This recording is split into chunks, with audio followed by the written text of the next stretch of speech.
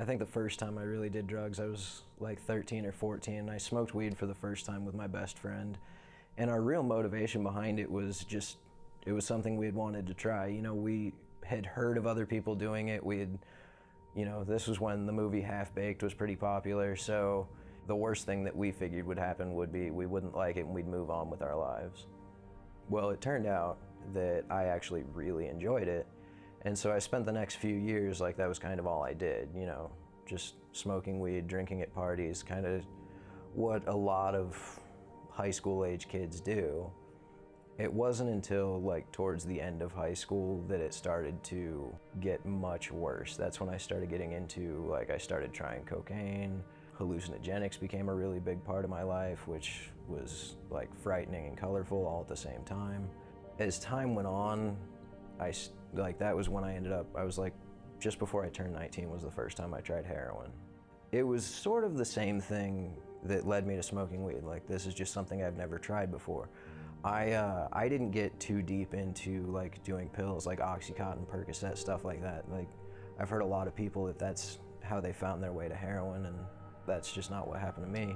But by the time I had gotten to that point, I had tried all these other things and nothing had been that bad. I hadn't experienced any real consequences. I hadn't gotten in very much trouble. I was still pretty healthy. So it was pretty easy for me to assume, well, if I had been misled about the dangers of all these other things, heroin's probably not that bad. It turned out I was very mistaken about how bad heroin could turn out. I realized pretty quickly, I had been doing heroin for about 6 months, and that's when I noticed I wasn't the same person I was before. I had already, I had experienced withdrawals, going a day or so without any heroin, and starting to get sick and feel ill and all the other stuff that comes along with that. About 6 months into that is when the really bad things started happening. I started stealing money from my family, jewelry started going missing, and I couldn't be trusted in the house anymore, and I knew that. That was the first time I came to my family and said, I think this is a problem, I need help, and they tried to get me into treatment.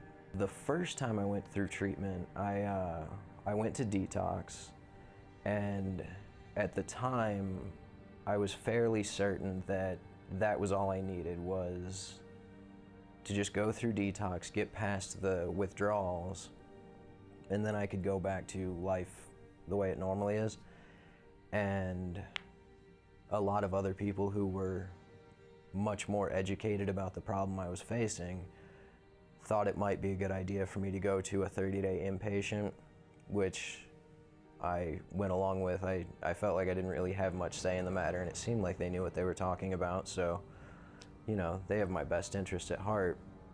Where I went wrong was there was a gap. I went to Detox at one facility and then Rehab at another center, and there was about a week-long gap in between there, and because I had no tools, no way to maintain sobriety of any kind, I ended up getting high in that whole interim period. And by the time I showed up to Rehab, I was full-on detoxing all over again, just without the benefit of going through a medical detox. So I was just kind of miserable the whole time I was in there. I wasn't ready to listen to what they had to say or do any of the things they suggested. So despite their best efforts, I wasn't ready to get sober at the time. So I went through with it, I got out, and things just kept getting worse. It was about 5 years ago. I had been in and out of treatment centers. I'd been arrested several times, been in and out of 12-step meetings all over the place, here and there. And about 5 years ago, for whatever reason, I was actually kind of just beat down enough, just afraid and broken and tired enough.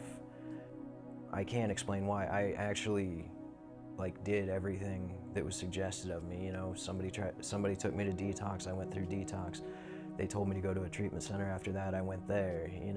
From that first time I smoked weed up to that point would have been almost 15 years.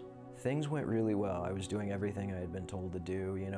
I managed to stay sober. I was living in a sober living home at the time, and I managed to stay sober and kind of pull my life together enough. I got a decent job. I moved into my own place, I kind of failed to continue doing the things I had been taught when I first got sober, so eventually I ended up relapsing. But that was my first real experience with like staying sober and like watching my life actually improve because I was staying sober and recovering. I don't know if this had anything to do with it, but as I said, I'd been sober for a little while before I relapsed, and in that time, you know, in addition to the car and the house and the job, I had made a lot of really good friends, people who legitimately cared about me, and they didn't care about how much money I had or the place I had for them to stay or any of that stuff. They just wanted to see me doing well, see me happy. I had relapsed, I was out, I was homeless, running the streets, and a friend of mine came and picked me up and let me sleep on his couch for a night, and him and his girlfriend had discussed it. They were gonna let me just kind of detox on their couch and then try and get me back into like 12-step meetings, see if I could stay sober again. That friend of mine happened to work for a treatment center. While I was on his couch, it came up to his boss, the owner of the company, you know, that, hey, I've got this friend detoxing on my couch. And I don't know that it was a complaint or anything, or just kind of a passing story. And his boss, the owner of that company, had just opened another facility in another town and agreed to pay for me to go to that other place for 30 days, which it was kind of a weird feeling when I got that news.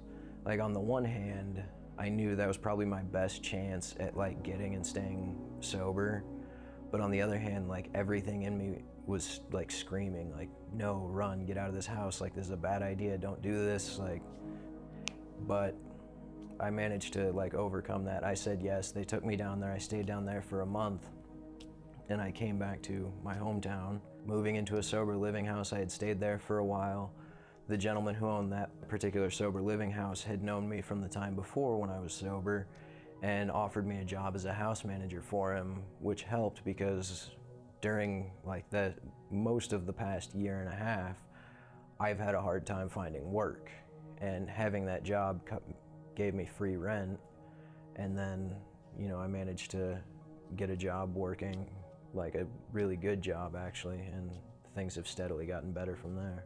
I have a house, I have a good job, like I don't go hungry, but also there's a lot of like smaller things. You know, I mentioned before, I have really good friends who care a lot about me, and I care about them too, which is, like, this might sound weird, but that's never been a part of my makeup while I was getting high. I really like had a hard time empathizing for people or having compassion for other people. I don't have a hard time getting to sleep at night. You know, I used to, like, I would just lay in bed staring at the ceiling, my mind racing, thinking about all the lies I told, all the lies I have to keep up tomorrow. Like, where's my next meal gonna come from? What am I gonna do to get money tomorrow? There was all these things I was stressing out about, and none of that hits me anymore. You know, I go home at the end of the day, I'm usually very busy, so I go home exhausted, and then I fall asleep. For somebody who's looking for, like, I remember somebody telling me that when I was very early in recovery, and that was a miraculous thing for me to hear, like that somebody could just fall asleep at the beginning of the night and sleep through the night, you know? And despite the problems I still have in my life, like, I am okay with my life. A friend of mine likes to say, and I borrow this from time to time, life is good whether I perceive it to be or not. To someone who's still in active addiction, believe me, I know how hopeless it feels, and I know how alone it can seem. I know what it feels like to be in a room full of people, surrounded by a room full of people who love me and feel absolutely alone. I know what it feels like to be afraid all the time. I know what it looks like. I know what it looks like to see heartbreak and fear in my mother's eyes and know that it's my fault. And that being said, there is a way out. Like, no one is a lost cause. There is a way out that absolutely works. And no matter where you come from, what you've done, or how you might feel right now, like, you are absolutely not alone, and you are not unloved.